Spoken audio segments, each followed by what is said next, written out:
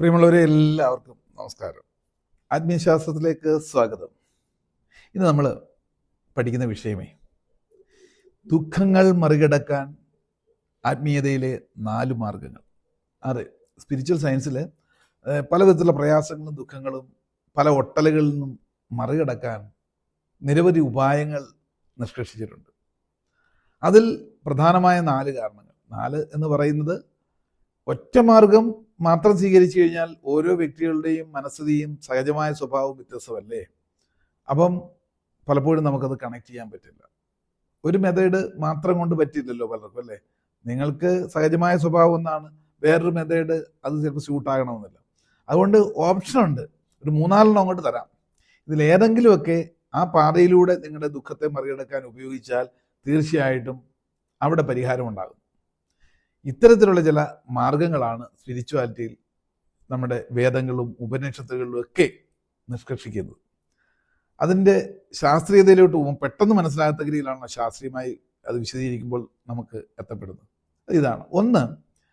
ഈ ഡിപ്പെൻഡൻ്റ് ആയിട്ടുള്ള ഒരുപാട് ആൾക്കാരുണ്ടാവും. ആശ്രിതത്വം, ആശ്രയമാണ് ഇവർക്ക് പലപ്പോഴും എന്തിലെങ്കിലും ആരിലുമെങ്കിലും ഒക്കെ ഒട്ടലുണ്ടാവും. ഇവർക്ക് ഒരു പരിഹാരം എന്ന് പറയുന്നത് ഒറ്റ കാര്യമാണ്. ഈ ഡിപ്പെൻഡ് ആയിട്ടുള്ളവർക്ക് പലപ്പോഴും വിഷമം ഉണ്ടാകും. അത് വരാതിരിക്കാനാണ് ഡിവോഷൻ എന്ന് പറയുന്ന തലത്തിലേക്ക് തിരിയാൻ പറ്റണം. അതായത് നിഷ്കാമമായ ഭക്തി എന്ന് പറയുന്നത് ഒരു ദുഃഖത്തിൽ നിന്നും മറികടക്കാൻ ഇവരെ സഹായിക്കുന്നു എന്നുള്ളതാണ്. എന്ന് പറഞ്ഞാൽ നിങ്ങൾ സ്വാർത്ഥതയ്ക്ക് വേണ്ടിയുള്ള ഭക്തിയല്ല, ഇത് കാര്യസാധ്യത്തിന് വേണ്ടിയുള്ള ഭക്തിയല്ല. അവസാനം വിഷമത്തിൽ കലാശിക്കുകയുള്ളൂ. പിന്നെന്താണ്? എല്ലാം സറണ്ടർ ചെയ്യും. നിങ്ങൾ വിശ്വസിക്കുന്ന ദൈവസങ്കല്പം ഏതും ആയിക്കോട്ടെ, ഏത് മതങ്ങളിലായിക്കോട്ടെ, അത് തീർച്ചയായിട്ടും അവിടെ അങ്ങ് അർപ്പിച്ചിരിക്കുകയാണ്. ദുഃഖം വന്നാലും അത് എന്തായി? ഒരു പരീക്ഷണമാണ്, ദൈവത്തിൻ്റെ ഇച്ഛ. ഇനി അത് സന്തോഷം വന്നാലോ ദൈവത്തിൻ്റെ കാരുണ്യം. ഫുള്ളായിട്ട് സറണ്ടർ ആയിരിക്കുക. അങ്ങനെ ദുഃഖം വരുമ്പോഴും അങ്ങനെയുള്ളവർക്ക് വിഷമം വരില്ല. പരിപൂർണമായ രീതിയിൽ ഡിപ്പെൻഡൻ്റ് മനോഭാവമുള്ളവർക്ക് ആ ഒരു വേ ആണ് സ്പിരിച്വാലിറ്റിയിൽ കൂടുതൽ ഉത്തമമായിട്ട് നിഷ്കർഷിച്ചിരിക്കുന്നത് തന്നെയാണ്. ശരിയല്ലേ? അങ്ങനെ അത്ര നിഷ്കാമ ഭക്തിയുള്ളവർക്കൊന്നും വലിയ ദുഃഖങ്ങളൊന്നും അവരെ പിടിപെടാറില്ലല്ലോ. ഈവൻ മരണമുണ്ടായാലും അല്ലെങ്കിൽ എന്തെങ്കിലും കട്ടനട്ടങ്ങളുണ്ടായാലും അവർ പെട്ടെന്ന് അതിൽ നിന്ന് മറികടക്കും. രണ്ടാമത്തെ ആക്ഷനാണ്. ഏതെങ്കിലും കർമ്മത്തിലേക്ക് നിരന്തരം ഫോക്കസ് ചെയ്യുക, അതിനകത്തുള്ള താല്പര്യം. ആരാധന എന്ന് പറയുന്ന വർക്ക് ഈസ് വർക്ക്ഷിപ്പ് എന്ന തലത്തിലേക്ക് ഇപ്പോൾ ഉള്ള അവസ്ഥയിൽ നിന്ന് മറ്റൊരവസ്ഥയിലേക്ക് ഇവരുടെ മനസ്സിനെ കൊണ്ടുപോകത്തക്ക ആക്ടിവിറ്റിയിലേക്ക് പോകും.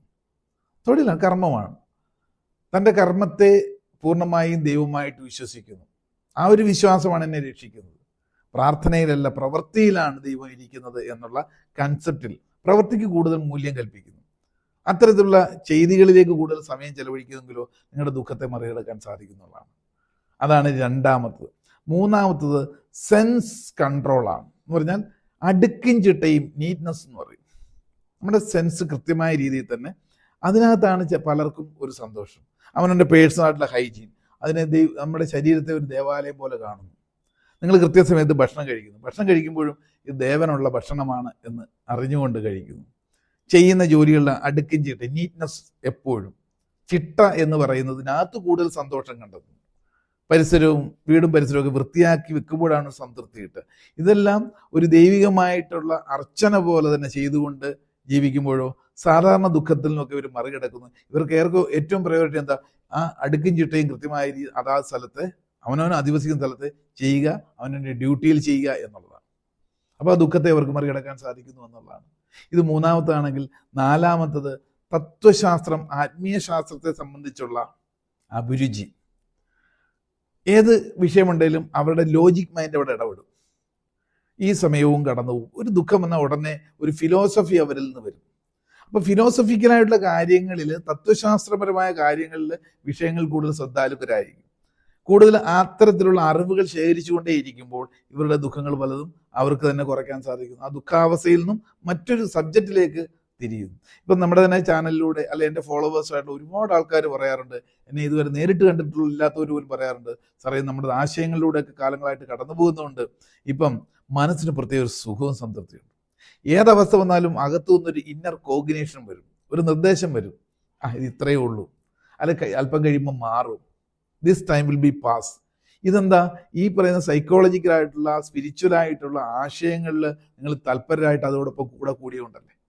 അപ്പോൾ ഏത് ദുഃഖം വന്നാലും സ്വാഭാവികമായിട്ടും ഉണ്ടാവും, മനുഷ്യസഹജമായിട്ട്. പക്ഷേ പെട്ടെന്ന് നമുക്ക് മറികടക്കാൻ സാധിക്കുന്നു മറ്റുള്ളവരെക്കാട്ടിലും ഈ തത്വം അറിയാത്തവരിൽ.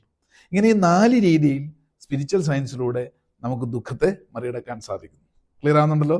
ചിന്തയ്ക്ക് വിട്ടുകൊണ്ട് ഇന്നത്തേക്ക് നിർത്തട്ടെ. നന്ദി, നമസ്കാരം.